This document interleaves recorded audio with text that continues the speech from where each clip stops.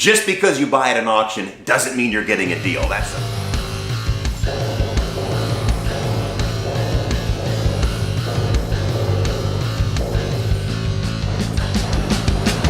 All right, ladies and gentlemen, Colin here. We are getting ready for the auction. I am walking down to the Bexar County Courthouse right now. If you remember, me and Henry have spent, I don't know, like 3 or 4 days driving around taking a look at these properties, putting a number on the property. What that means is, if you remember, we narrowed down the list. There's like 500 and something in this list, narrowed down to about 120. We drove around to those 120 houses and we actually put a number on it of how much we're willing to spend for it when it comes to the auction, and we don't go over that number. It's kind of tricky because it's not all of them are vacant, but so you just kind of look at them on the outside and try and estimate the rehab. It's a little bit tricky, it's a little bit dangerous, but it's kind of what makes the auction fun. I think we're down to about 25 properties, so we're walking up right now. We're going to meet Henry and we're going to meet Mike, and we're going to talk about the properties that we have and what we want to do at the beautiful Bexar County Courthouse. Mike and Henry going over the list. You know, one of the cool things about downtown San Antonio is, of course, everybody knows the Riverwalk. But there's a lot of really cool buildings. If you're ever in San Antonio, there's one thing else I wanted to point out while we're doing this, is there's gonna be 2 auctions that go on at the same time. There's a sheriff's auction and there's a foreclosure auction. I don't know if I pointed this out, but we are only looking at the foreclosure, meaning people that have not paid a lien of some sort. Typically it's their mortgage, but it can be things like HOA liens, vendor liens, whatever it might be. The sheriff auction is people that owe on taxes, and that gets a little hairy, and I gotta be honest, I don't know a whole lot about it, so we're probably gonna have to research it. But there's 2 auctions that go on at the same time, sheriff's and foreclosure, and I'm gonna be looking at foreclosure today. Any and all other indebtedness secured by the deed of trust, the note described above is in default, and its entire principal balance is due and payable, and the beneficiary of the note intends to enforce the power of sale set forth in that deed of trust, and that deed of trust grants the beneficiary the right to appoint a substitute trustee, and they've appointed me, Jason Wilkes. The beneficiary has directed the substitute trustee to enforce the power of sale under the deed of trust for the purpose of collecting the debt secured by the deed of trust after giving notice of time, place, and terms of the sale. And the property is sold pursuant to the deed of trust and laws of the state of Texas, and notice of the sale has been duly filed and recorded in Bexar County, and notice of the sale has been publicly posted for at least 21 consecutive days prior to today, and served at least 21 days prior to today by certified mail on each debtor obligated to pay the note and indebtedness. 26,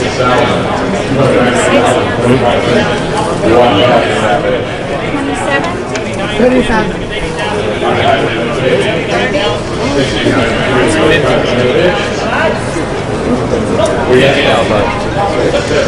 we're at 30.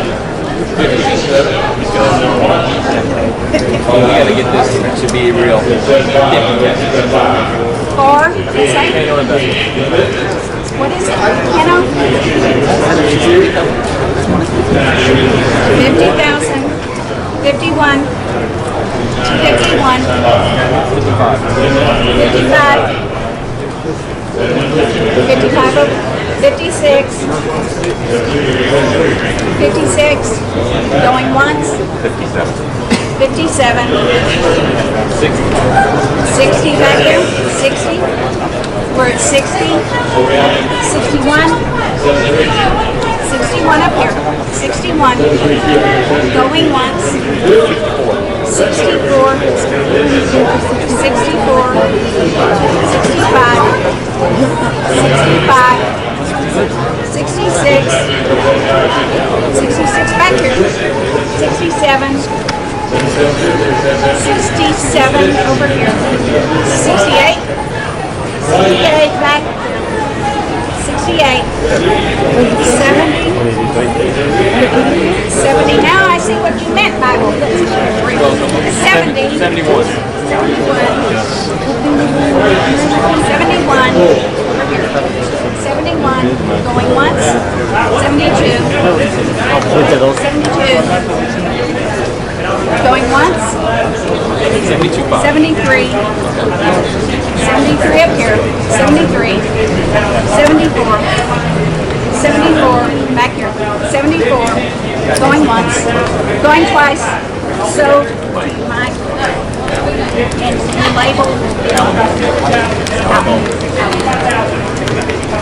So the auction ended and there was so much going on, so many people concentrating. I did not want to film what was happening or try and explain what was happening because I think all I was going to do is irritate a lot of people. So with that being said, you saw the back of Mike's head and they're auctioning a lot of those properties or are bidding on the properties, and I want him to explain exactly how the procedure works at the auction. So the Mike, bottom line is at the auction, you start out, there's usually about 600-700 properties a month currently in Bexar County.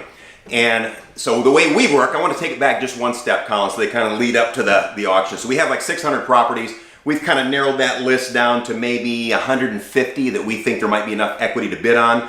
So, and the way that works is we put them all in a number order. There's a service down at the courthouse that calls out number 42. You got to look at your list quickly, and or there's a list, or some people call it a book. There used to be a couple of different services. Right now, there's only one that they're working that kind of has all the business down there. So basically, a property comes up, you quickly glance at your number and say, okay, number 42. We already have our numbers dialed in before the auction. That's good advice, by the way. Don't let auction fever get you and say, that sounds great, and go start bidding on stuff. Have your numbers dialed in. Trust your numbers at the auction because things come up. Sometimes high, sometimes low. It's crazy. But like on number 42, we've got, okay, our bid was $72,000. So the bidding came out at 55, and there's a couple people bidding, and the bottom line is if we can buy it for under 72,000, we got it. Out of the 600 properties, what I see usually, I think it narrows down to maybe 50 at the most, probably, that actually gets sold to investors. When an investor doesn't buy them, technically they're sold legally, but they're sold back to the bank. Then they turn around and they become REOs, bank-owned properties, or HUD foreclosures, or VA foreclosures, etc. So out of that, you got hundreds of people down there bidding really on the same properties. And what's also interesting is you do this for a while, you see a lot of people down there, and there's always a never-ending stream of new people down there, and we just sit and shake our heads. Oh, they pay way too much. They had paid way too much. The month before last, we had our number on one of the properties that came up was $70,000, and I saw someone bid $110,000 for it. I think the house was probably worth $100,000. So I mean, just because you buy at an auction doesn't mean you're getting a deal. That's a big lesson. I have so many people, I got to tell my Uncle Dave story, please. My Uncle Dave story. Long story. This is years ago, but it just pops into my head when I start thinking about the auction.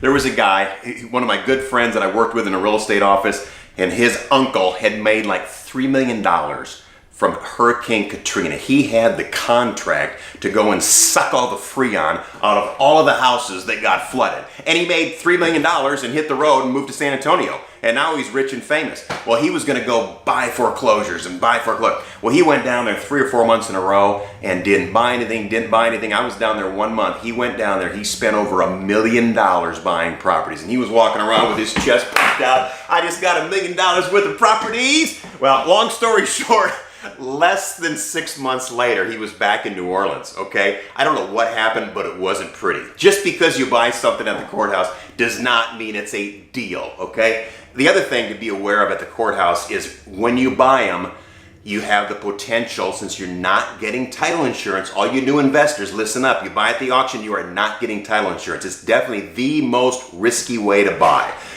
It's the most fun for us, but it's definitely not the most, not even the most profitable, to be honest with you, and not the safest way to buy. So for all the new investors, I don't like recommending new investors run down to the courthouse and buy a foreclosure. There's a lot of research that needs to be done behind the scenes before you just show up. It's not as simple as, hey, here's a property address, I'll buy it. You don't know if there were old property taxes that have been due. We've seen properties with 5 years worth of property taxes. We've been burned by having property tax loans from like a property tax lender. We've been right to the closing line thinking we're going to make a $25,000, $30,000 profit, and the title company goes, oh, by the way, 8 years ago someone borrowed money from a property tax lender to pay their property taxes, and all the interest has been accruing at 25% or some ridiculous number, and you owe 20 grand. I mean, that happens. Obviously, there's a huge percentage of the properties that are occupied, okay? There's another whole can of worms. You buy these properties, then you go buy, and I would say 95% of the properties that are on our list are occupied. So you're automatically dealing with an eviction, and who knows what that turns out to be. So you've got some legal expenses, some attorney headaches. So, I mean, it's all part of the game, and once you get comfortable with all that, those things that can go wrong, it's like anything else. You get comfortable, you know the process, but the bottom line is they all cost money. So in a nutshell, the auction's a fun way to go. It's a competitive way to go. Probably some advice that pops in right now. Some of the bigger counties, like where we are in San Antonio and Bexar County, there's a ton of people down there. I've heard some stories from people in some of the smaller counties that have actually shown up, and there's 3 people there, and they've got some great deals. So that's something to consider too. If you are going to go to the auction and do your homework, you might want to consider looking at some of the surrounding counties. And how do you physically pay for them? Oh, thank you. Yeah, that's one thing. I mean, you need to show up with the money on the spot. The money meaning cashier's check. They usually do not take cash. Like if we go down there with $500,000, we've got, a bunch of cashier's checks that are $50,000 each. We've got a bunch of cashier's checks that are $10,000 each, $5,000. It's like building cash only with cashier's checks. So we buy a house and it's $122,000. We start shelling out $122,000 in cashier's checks. You make them payable to yourself, like in my case, payable to Mike Arch, then I endorse them over. So yeah, but you can't go run to the bank and get your money. You can't go wire them later on in the afternoon. I mean, you have to show up. Literally, if you bid on the property, you're the winning bidder. About 2 minutes later, someone's walking up to you going, "Give me the money." That's the way it works, and you literally have to shell out the money. We've literally been endorsing cashier's checks while bidding on other properties. So I mean, it's crazy, but they don't mess around. I mean, it's pay now, and if you don't have the money, you're out of there. One thing on the overpayment, there have been times when, let's say I bought a property for $106,000, and all I had is, by the time I had my cashier's check, was $120,000. So they owe me 14 grand or whatever it is. Well, they'll send that money back to you within about 30 days has been our experience. Every one of them gets it back in about 30 days. So you don't have to worry if you overpay, you get the money back quickly. The other thing is I've seen people get burned by buying properties, immediately starting work on them. And remember, technically what they give you at the courthouse is not a deed, they give you a receipt that, hey, we took your money. And on that receipt, it basically says, hey, in the fine print, hey, if this sale it gets rescinded, we give you your money back, which is great. But what happens is, and that has happened. In fact, that happened about 2 weeks ago.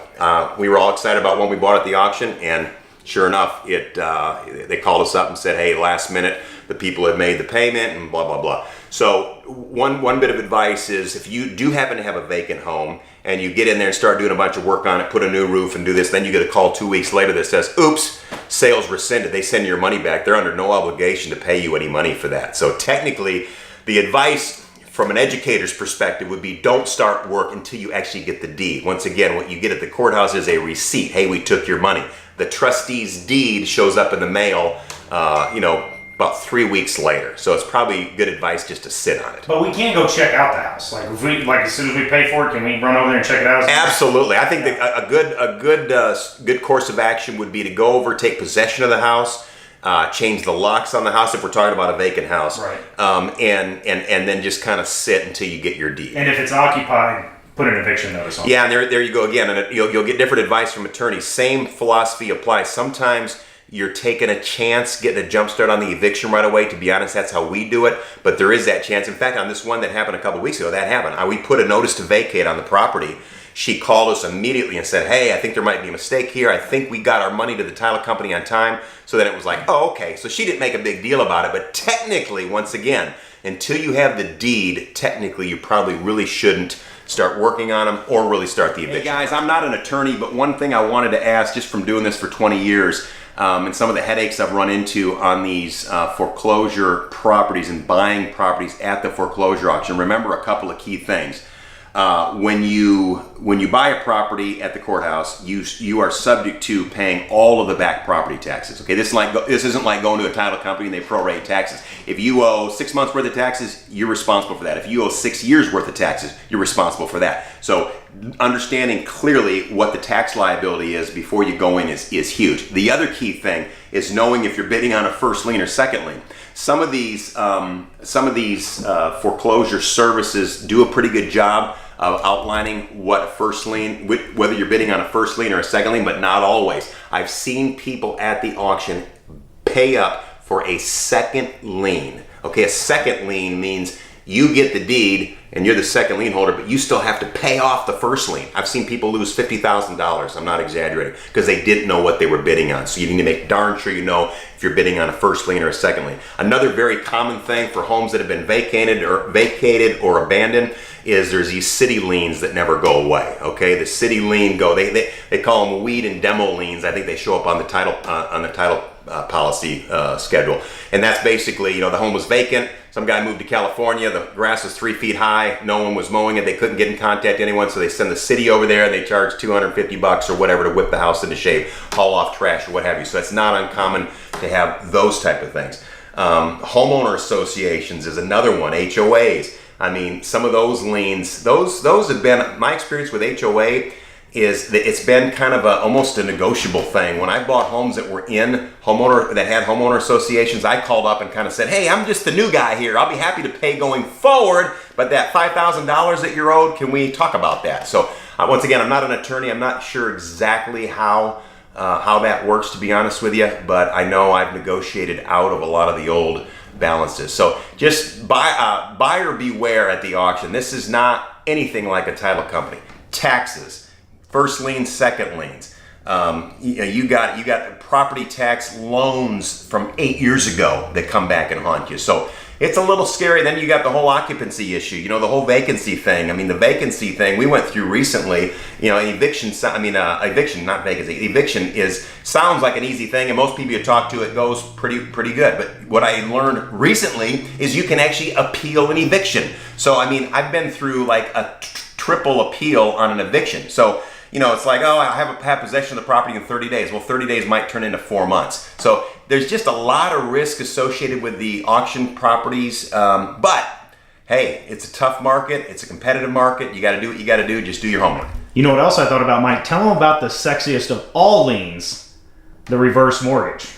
Well, yeah, it's interesting. The reverse mortgage liens, and once again, I'm not a reverse mortgage expert, but what I have learned about a reverse mortgage is you might have like the appraised value of the home at 200, and you might have a reverse mortgage loan that was done 4 years ago at 200. So it looks like there's no equity there. The house was worth 200. The reverse mortgage was for 200, and then that thing gets auctioned off for $80,000 at the courthouse steps. I can't explain it. All I know is there's some crazy formula that the reverse mortgage people use when they actually go to foreclose. So yeah, we've been able to snag quite a few properties that weren't on other people's radar on the reverse mortgage side. Also called a home equity conversion loan. I was about to say vocabulary lesson. Well, it's fun, it's exciting, and it's a little bit terrifying because there's so many things that go on with it. But if you have questions, comments, concerns, guys, you can hit us up. Go to our page, go to our Facebook page, DM us, catch us on something like that. As a matter of fact, Henry has been offering some coaching sessions to people that want to learn more about the auction.